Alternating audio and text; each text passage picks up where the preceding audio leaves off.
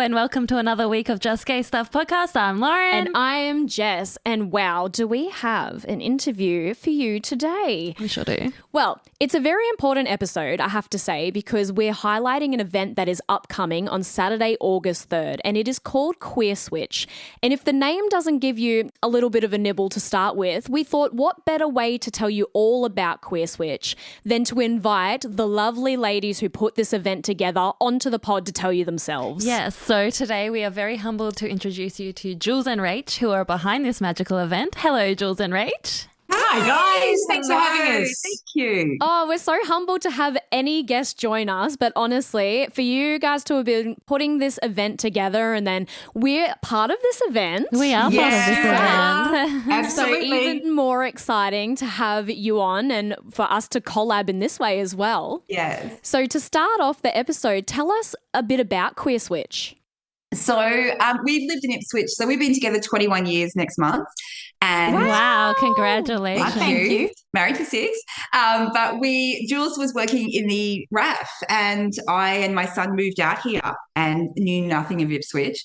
And we kind of really made this our home base and we love it here. We love Ipswich. But apart from our amazing drag queens, and there's always been a really great drag presence in Ipswich. They're fabulous. Fabulous. Ipswich. That's awesome. And multiple groups of them, and they get such a good following. But apart from that, there was really nothing queer in Ipswich. And I worked for, and I won't say who, but I worked for a very big organisation that in 2020, they released a whole raft of new employee policies. So for, First Nations, for differently able, for, you name it. But there was nothing for LGBTQIA+.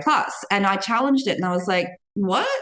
And they basically said to me, and this is pretty much verbatim, they said, we're not mature enough as an organisation to have a queer policy. We think it would make too many people feel uncomfortable. This, can I tell you, was late 2020, early 2021. So we're not talking like 20 years ago. We're talking like recently. Oh my God. I stopped working for that organisation not long after that. And it kind of really sparked a conversation with us where we were like, well, that's bullshit for one. But what is the representation? Because for us, we've kind of lived in our own little bubble for 21 years.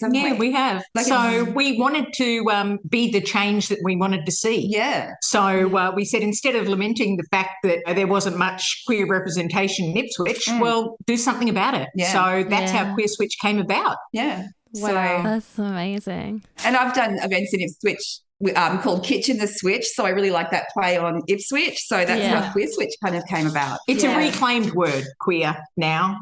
We claim it. It's not a, It's a good word. It's no longer a derogatory we can be proud term. of the word. Yeah, Exactly.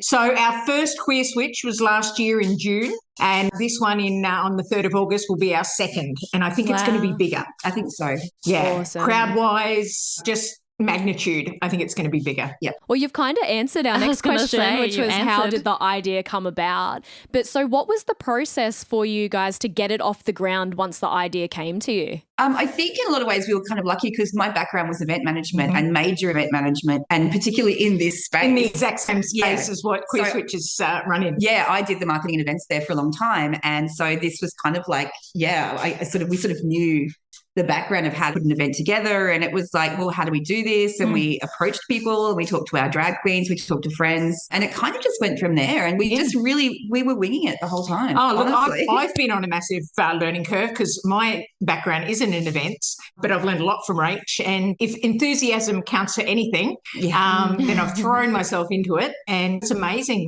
we're really proud of what we're achieving. So yeah, absolutely. One of the other things too is I worked in radio in Ipswich for a couple of years, and I did a Pride thing last year where for Pride Month I interviewed a whole lot of different people in the community, trans people and queer and bi and, a whole lot of different people, all different ages, all different demographics. And just every single person said, God, I wish there was something in Ipswich. There's nothing in Ipswich. There's never anything in Ipswich. So it was like, oh, okay. I mean, we're lucky in a lot of ways that we're so close to Brisbane. You can just get on a train or jump in the car and get down to Brisbane, and there's plenty of things on in Brisbane. But, there's not a lot in Ipswich to do or see.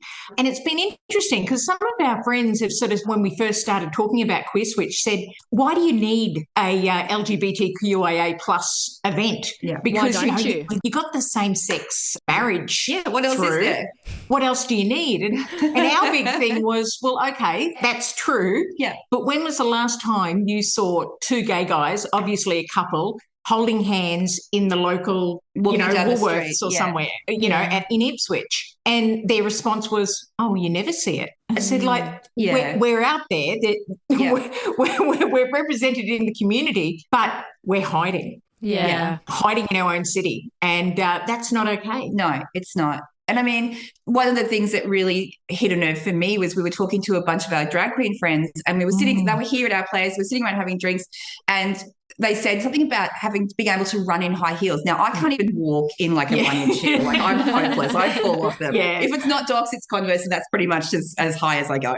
But the drag queens are talking about how they can run in these stilettos. And I was like, how do you learn to run, or what makes you like know that you can run? And they were like, because we have to. And it was a really sobering moment where we went, and they were like, because we're going to get bashed if we stand still. Wow. And it was like, and they expect it. Like, that is, and this is now, and other drag queen friends who are much older, who were gay men in Australia in the 80s, they have even more horrific stories to tell. Yeah. So it's been really eye-opening, and it's just, we kind of deliberately went and educated ourselves, and we kind of really did a deep dive into getting to know all aspects of our community and going, well, what's missing? Like, where are the holes in our community? What are we not doing that we need? So it's been a really interesting journey for us. Yeah, we've learned a lot. And it's only our second year, so look out. We're going to take this. I think it is about creating safe space though, isn't it? Because we are all here and we all exist, but it's like, if you don't feel safe enough to exist in your community, you're going to feel like you have to go back into the closet in aspects of your life, and no one should have to do that. We should be able to live authentically ourselves. And hearing your story about how you wanted to put it together, it kind of like rings true as to why Lauren and I started the podcast. It's the exact same, We want to highlight where everyone's individual story has come from, every hurdle that we've had to overcome individually, because all of our experiences are so different, and the only way forward is education, and the best education is storytelling. Yeah. Exactly. Yeah, absolutely. And normalizing and making it so visible that it just becomes like run of the mill, and people don't react anymore. They're like, what else? Great. Yeah, exactly. There's those gays again doing their rainbow thing.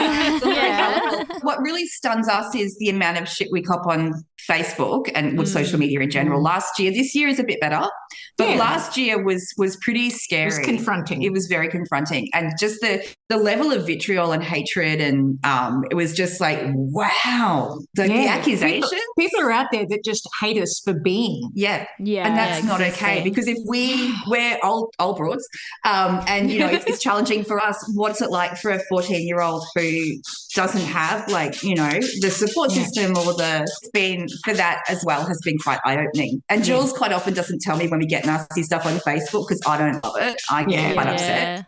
So I look at all the comments and stuff. So I think she curates what I can hear, and I'm happy with that. I think, Lauren, you and I have been chasing each other around on all the Facebook groups. I think we belong to a lot of the same ones. I think what's funny is when it comes to negative comments on social media, I've learnt to kind of embrace it, because people don't realise they've taken that time out of their day to throw some shade at you, but all it's done is used Facebook's algorithm to go, people are interacting with this content, we're going to push it out to 10,000 more people. So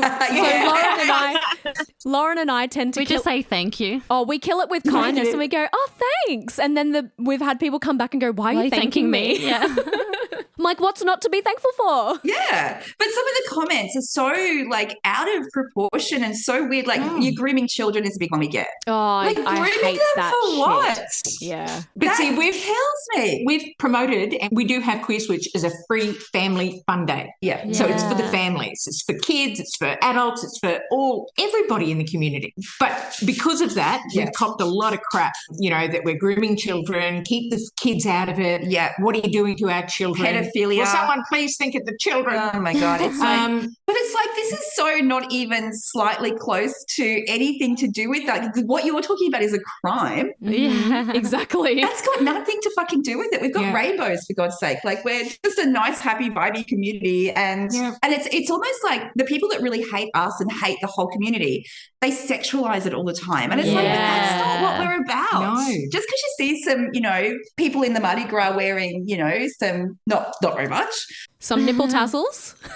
It doesn't mean mean that this is about sex in any way. This is purely about relationships and, But they must have such a distorted view that everything that queer people do is sexualised and perverse. And we are so boring. Like, we do groceries, we go to work, we raise a kid, we do house. Like, we're normal. That's how exciting we are. Yeah, so normal. We're normal. I think, unfortunately, hatred is taught, and that's the sad thing. But I also think as well, these people refuse to reflect on what did we all watch growing up on television? Was all of that sexualized heterosexual shit? Fairy tales. I mean, you look at those. I mean, they're horrific when you really break them down. They're so dark, like, aren't they? Non-consent and So you've spoken about this isn't the first time that you've run the event, but what are some of the big progressions that you've seen from last year to this year, even before the events happened? So last year we did like diversity story time. We originally wanted to do drag queen story time, and as we all know, that is like a shit show where everyone's full of hate. Like, that's honestly, been cancelled. so much fun. It's triggering for a lot of people. It was probably the big thing that people were like, whoa, what are you doing? So we changed it to diversity story time, and we had like elders, we had trans people, we had my parents, your parents, we had real stories. The local police officers. I think we had the mayor of Ipswich. Like, we had a whole lot of different people doing stories.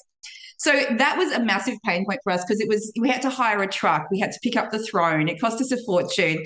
And literally like maybe 2 kids turned up to the diversity story time because they were all over at the stage watching the drag queens because that's where they wanted to be. And we were like, you know what? Fuck it. We're not doing that this year. So that was probably a big change for us because it's like, you know what? The drag queens are so fun. Yeah. That's what they want to watch. And the drag queens have been amazing because they have really like toned down their performances, their names, everything. So to try and make it as PC as possible. Absolutely. So it is kid friendly. Yeah. But so that's probably one of the things that we've gone, you know what, that was a lot of work and pain and we're not doing that this year. But I think a lot of people were giving us feedback that it was a really good vibe last year. Yeah. Like the atmosphere was really good. And that's what they kept talking about, was it a really nice atmosphere. Yeah. So it doesn't really matter what we've got on stage or what market stalls or anything we have, we're chasing that same vibe. And what was cool was we had some really beautiful stories and we saw some amazing things. Like there were people that came out to their families on that day because they were coming to Queerswich. Wow. And that made us cry. That's so special. Yeah. And there were these 2 boys and they must have been about 14 or 15, super awkward.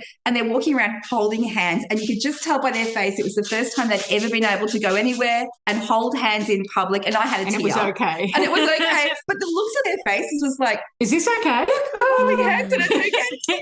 This is why we do it. That's when you know you've done it. You've made it. You've made a difference to one person and that's all you can ask for. Exactly. It's super commendable that, you know, we often talk about in queer spaces, it's for adults only or like 18 plus in the drag and clubby scene. So I think it's such a beautiful event that you guys are putting on for a family friendly day. You don't necessarily come out at 18. No, that's exactly right. We seem to live in this world where everything queer seems to be suited for like alcohol and drug fueled environments. And it's just, that's not the truth. Yes, you're so right. Yeah. It's so not. Creating those safe spaces for the younger generation to feel safe and come out early and not be around drugs and alcohol, which, you know, come with their own turmoil and their own journey. It's so important to create that for people and to be able to enjoy it with your family too. It gives it a whole nother level of safety. Safe meaning. Yeah, and we want people to come along who are maybe not 100% sure and to come to that and go, oh, okay, this is not what I thought at all. This is like, this is actually really good. Very wholesome. Like, this is, yeah. But we've got a son. He's 26 now, 27 now. Yeah. And when he was growing up, it would have been so nice if we could have gone to something like Queerswich with him. Yeah. But there wasn't really a lot. No. So, yeah, we wanted to make it family friendly because we know what it's like to be a little family that is looking for something to do where you can be comfortable and see other people like you. Yeah. Yeah. You know? Yeah, because, you know, that's one thing as well. You don't want to be separated from the rest of society because your family looks a bit different. Like we were very lucky because we just kind of got on with it, didn't we? Like our families and friends were amazing, but we just lived in the community in Ipswich, and we have not really copped anything. Like, our son went to school here.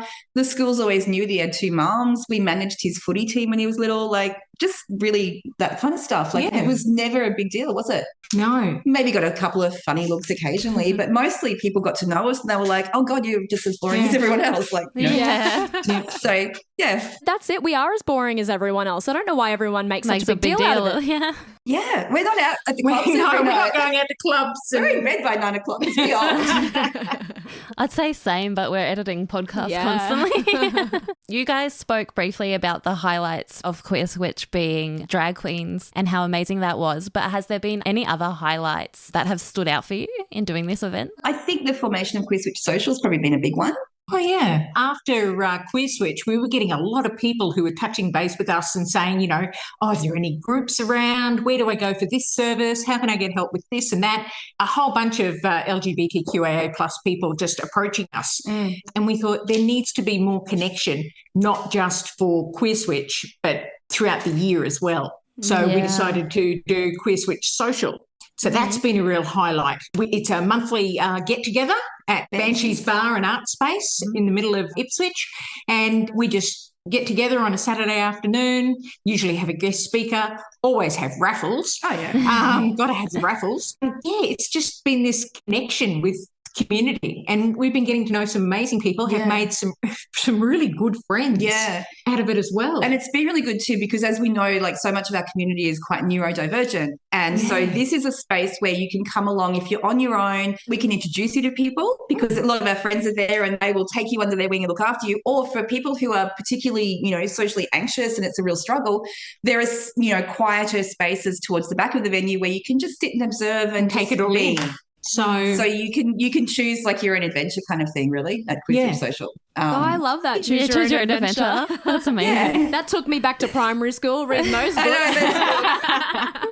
So, that was another kind of high point that came up for us. And it's helping to grow that community. Yeah. And now. But at Queerswich itself, for me, after all the work and everything that's involved, getting there and just being able to sit back and look at the drag queens on stage, and we had almost 5,500 people rock up to the event, and they're all there and they're all yahooing and clapping and cheering. And that was the moment that I just took a step back and just went, oh my God, it worked. Oh my God. The people have come, the people are happy, everyone's enjoying themselves, no one protested. That was a really sweet moment where I just sat back and just took it all in. Yeah. And it was like, wow, all of those worries and hard work and it all paid off. And did you have those worries that people would turn up and protest? Yeah, absolutely. 100%. We were really scared. Yeah. The day before, we were petrified. We were like, what have we done? What have we done? Like Rocky in a corner kind of vibe. Because we've really put it out there. Like,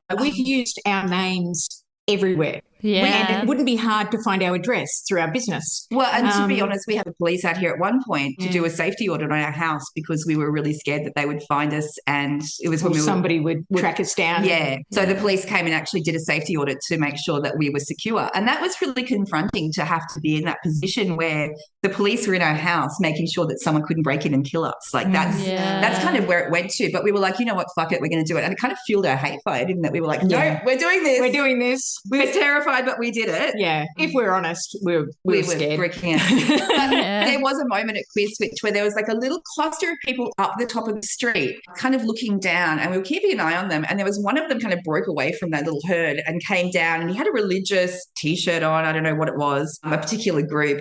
And he came down, and I think he's clocked like the 7-foot drag queens everywhere and just gone, nope. And then I went. See, the drag queens save the day every time. Yes, and we had such a big police presence. They were the police have been amazing. Yes, they even bought rainbow socks for the horses just to be part of Queerswich. I know, and rainbow boas and stuff. Like, I know our community has got a awkward relationship with police, but with our experience and with their support of Queerswich, it has just been so positive, amazing, and making sure that it all goes smoothly smoothly. And on the day, there was a wall of blue. Yeah. And it was like, you felt safe. And they were all on active duty too, including the mounted police. So, wow. yeah. Yeah, I think everyone has the right to their own emotions surrounding the police, and especially where our community has come from in terms of what we've had to come up against. But I think it's important to recognise that while we can't change the past, we can change the future. The future that is now is that the police are supporting us, and the police have queer presence within the police community, service. yeah. Absolutely. So Exactly. I think it's important to recognise that and the steps that all those different groups are trying to make a better and safer place for us all. Yeah. We have really appreciated and continue to appreciate what they do for us. Like, they've just been amazing. Yeah. So That's awesome. That's so good. So awesome. Well, we've talked a lot about Queerswich, which is fabulous, and I know that Jess and I are super excited to be a part of it. I'm so excited. We're so pleased that you're going to be a part of it. And musically as well. Yeah, I'm so I know, excited. like, I want to rewind and take it a little bit back to talk about your individual self-discovery stories and your coming out stories. So where did that start for you both?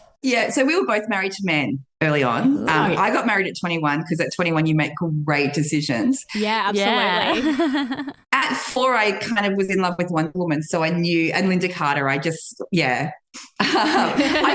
really hard to be hetero for a really long time, and it just didn't take. And when I was about 24, I'd had my son, he was 3, and I was out at a bar with some girlfriends at the beat in the valley, and I was talking to this bloke who was a friend of a friend. Always starts at the beat. And he got my phone number and he didn't ring. And I was like trying really hard to be upset about that. And I just had this moment, like it was a full-on Homer Simpson dope moment where I just went, I'm not upset. Why am I not upset?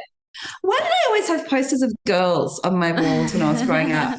And it was just like everything just fell into place. And I was like, oh, fuck. Okay, that's why. And then I just came out to everybody. And they were like, a lot of them, including my grandmother, were like, yes, darling, you know.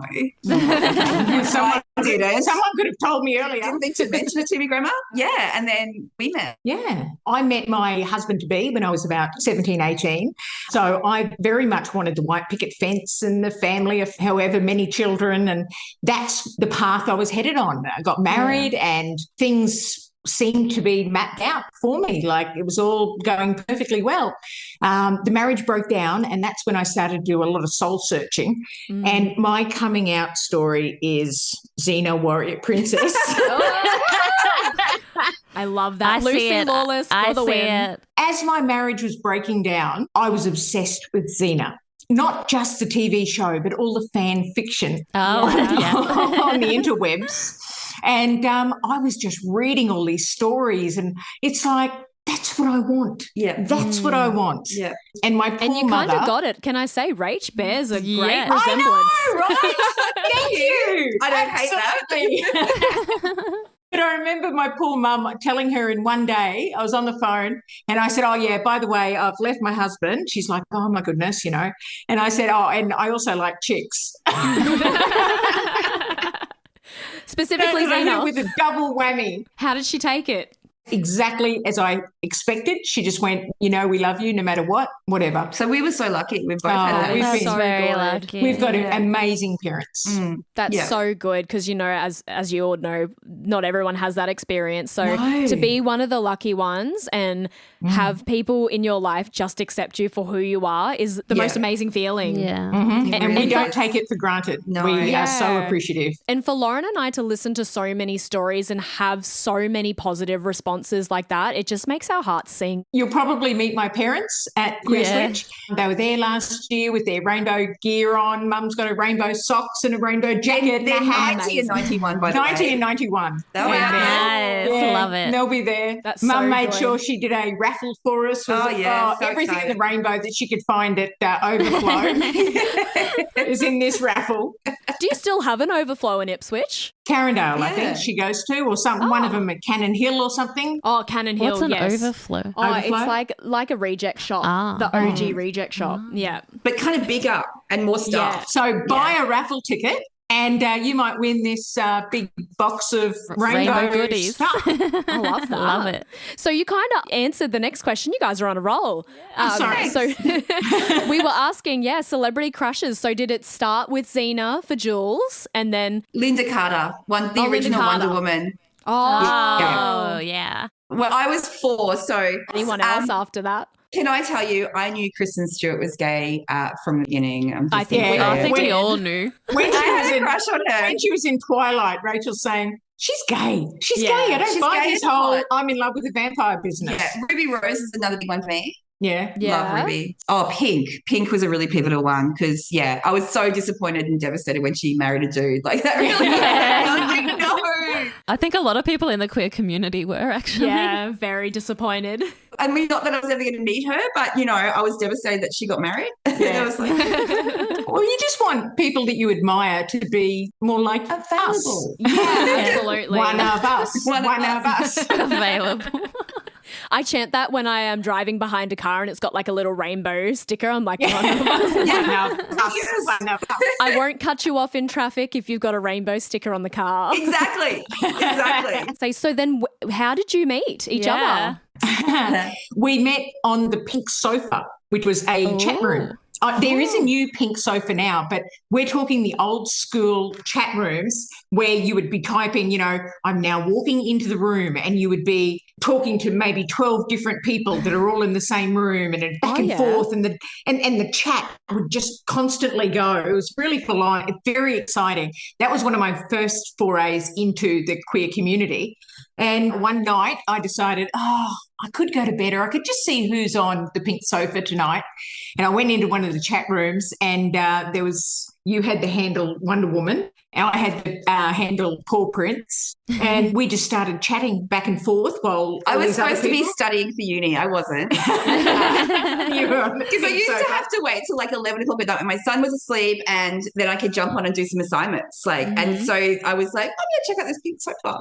Yeah. So we started chatting, and it was bizarre because I'm typing, and we were talking about like Harry Potter. Yeah. Would that have been Although we don't talk about that now because no. And it was like I would go to type something, and the next minute, pop it, and Rachel would virtually taking the words right out of my mouth. Yeah. And we were finishing each other's sentences, and it was just like, this is so bizarre. What's going on here? Anyway, so the next night we talked on the phone, and then 2 nights later we met up at a Garuva's, which used to be in the Valley. It was the most amazing restaurant. You'd have all these sheets, like curtains. So you had like your own personal little dining area. Yeah. Oh, cool. Shielded by all these cute. curtains. It was such a great restaurant. And we met there, and I think I went home a couple of days later. Yeah. And then I moved to Ipswich. Yeah, I know, right? Yeah. It could not be more of a cliche because Liam and I moved to Ipswich to be with you about 2 weeks after that. Yeah. Typical. So every time I hear the joke, what is a lesbian take on a second date? A U-Haul. It's like, yep. Yeah. We get it. You were like, nah, first date. What are they talking about? Yes, we're still on the first date, really. Technically. Yeah. Did you ever go home? No. Neither, really. I think you went home to get a change of clothes, and then you came back again, and then we started packing up my apartment, and I moved to Ipswich. It happened very fast. Very fast. And then 20 plus years later. Yeah. That's amazing. Yeah. Lucky her. Yeah. Lucky me. So, and we got to raise our son together, and it's been amazing. What an That's amazing beautiful. experience. He's now a fully grown-up person, and he's married and living in Melbourne, but they're flying up for Queerswich. Yes. Yeah. So they'll be here to help and see us. We can't wait to see them. No, and he's a videographer, so he's going to be videoing, and our daughter-in-law, who is amazing, she's going to be taking photos. And Awesome. the whole family is there, really. So It is. cool. What a great chat we've had so far. We have. Before we go, let's just kind of remind everyone what they can expect from Queerswich. Give us all the details for the day. Yeah. Well, we have this duo called Scarlett Gunner coming along, which I'm pretty They're excited going to be about. amazing. Yep. Looking So a forward to that. half-hour set. Woohoo. We've got DJ Gav, who is like a local DJ. He was there last year. He's been around the traps forever. I love DJ Gav. He's amazing. Brizzy Pride Choir. We've got 3 drag queen troupes that are going to be performing. So that's Palace Ipswich, Dancing with the Queens, and Golden Girls of Drag. Yep. So they're going to do a drag show, each troupe. We also have 2 drag kings coming along this year as well, which we didn't have last year. So that's really exciting. That's cool. We've got another band called Hippie Soldiers. Yep. They'll be rounding out the stage performances for us. We've got That Production Company, which Tim Wynn is, he's won awards for local theatre. So he is doing like I think it's the Go-Go's, but he's doing like a condensed version of his show for half an hour. So that's going to be awesome. Damien, Alt Electro, Damien Johnson, he's amazing. And we have the Pause for Pride puppy pageant. Yes. Because, us queers, we love our pets. We do. So people can enter their doggos into the pageant and win prizes. Yep. So they should be pretty happy with the prizes we've managed to get this year. That's the other thing. People are so generous. Like companies are amazingly generous. There are so many different, pet supply companies and vets who've donated stuff. So we've got these massive big prize packs for the 3 winners, plus little goodie bags for everyone who enters. So it's going to be fun. I'm absolutely obsessed, dog mad person. So for I'm me, more of a cat person. Really. So it's my baby, the pet parade. So it really is. I can't wait. Too bad ours aren't well behaved. Yeah, we have 2 sausage dogs. They're not well behaved. Well, one of them is not well behaved. He's a pup, though. Yeah, he's still young. Okay, so they'll be staying home. Yes. More of the details, though. So everyone who's listening, it's Saturday, August 3rd from 1 p.m. to 6 p.m. Where are we headed to go? Tulmur Place in Nicholas Street Precinct. So same place as last year. What's really cool is the front of the new council building at 1 Nicholas Street, right in the space. Every one of the windows has like a blade of like LED light that can be programmed. So they're programming rainbow lights for us. That is amazing. So as the sun goes down and it starts to get dark, all the lights will come up and be rainbow everywhere. And then everyone who's there, who's over 18, can head up to the Banshees Bar and Art Space. They're doing an after party. So there's going to be images of Stonewall, paying tribute to our forebears. It's going to be amazing. And I mean, there's so much going on. We've got raffles. We've got an art show as well. If anyone wants to enter, there's still time. It's called the Friends of Dorothy Art Show. And it's put together by some friends of ours from Ipswich Arts Connect and also a gallery in town. And they're doing a 3-week art show for us. Yep. But they're also donating a Trixie Mattel Barbie doll. Wow. Oh, awesome. I saw those. Yes, valued at some insane amount of money. So we're selling raffle tickets for that too. Wow. Yeah. So anyone who is listening, get down to Queerswich. It's going to be amazing. Yes, There's so much going on. We'll be there. We'll be there. Jules and Rach will be there. Other raffles as well. And the money raised from that will go to the Ipswich Hospital Foundation and Animal Welfare League Queensland. So we're going to split the proceeds and donate to those charities. Amazing. And we've got a local gym helping us out with set up and pack down of furniture, which is one of the toughest jobs. And they support a suicide prevention charity. So we're going to donate some money to their charity as well. So, yeah. So it's all about giving back. Yeah. But there's plenty of market stalls, and we've got a bigger contingent this year of community stalls. So services and providers that help with the LGBTQIA plus community, they'll be represented. And I think that's one of the big key features. We want Queerswich to be a lot of fun and a lot of, laughter, but also putting essential services in front of people who need it. Yeah. So that's a really big part of it. We want to make sure we always do that. And we'll have some VIP guests as well. So we'll have the Mayor Teresa Harding and the Honourable Shane Newman will be helping to intro it. And then Member for Ipswich, Jen Howard, will be helping with the closing. Awesome. So the community support has been amazing. Phenomenal. Well, it comes back to community, doesn't it? And that's the only way we're going to move forward is to help each other out, scratch each other's backs, and we can move forward together. And in saying that, you guys have been such an amazing, biggest support for us. Yeah, thank you so much for supporting us as well. That has been amazing. Our pleasure. We can't wait to see you on the day. Yay! I know. It's going to be so good. It's going to be so much fun. So I'm going to drill this into our listeners' ears. Are you ready? August 3rd, it is a Saturday, 1 p.m. to 6 p.m, Queerswich. We will put all of the links and all of the information in the episode notes for this episode. So if you're not sure or you need an extra little helping hand, go to the show notes. We'll have everything there. Make sure you follow Queerswich on all of the socials. Follow all the acts, follow us. And get there to be amongst it. There's so much isolation in the world, and you don't have to feel isolated. There's all these things, and Jules and Rach have gone to so much trouble to make sure that you don't feel alone. So get amongst community, get amongst Queerswich. Thank you guys. Thanks, guys. No, really appreciate that. You. We appreciate you coming on for the chat and beefing up your event and telling everyone about it. Yep, we love talking about Queerswich. We do. Awesome. Well, we'll say goodbye to you now, and we'll see you on the day. All right. Thanks, guys. Right. No, thank you so much. Thanks for joining us. See ya. Jules and Rach are such a vibe. They are. So everyone, I cannot stress this enough. Queerswich is such an amazing event that everyone who is in the area or even not in the area needs to get down to if you want to be amongst so much family friendly fun Yeah. and community. And it all comes back to community. I think that's what's super exciting about this event. It's like, you know, you see all those fetes and those carnivals run by schools and you're like, well, this is queer. This is queer carnival. A queer carnival for everybody. For everybody. So let's do it. Yeah, exactly. You don't have to be queer to come down and celebrate and enjoy this community. You can just come and be a part of the fun and see what it's all about and just come and be amazing. Yeah. Yeah.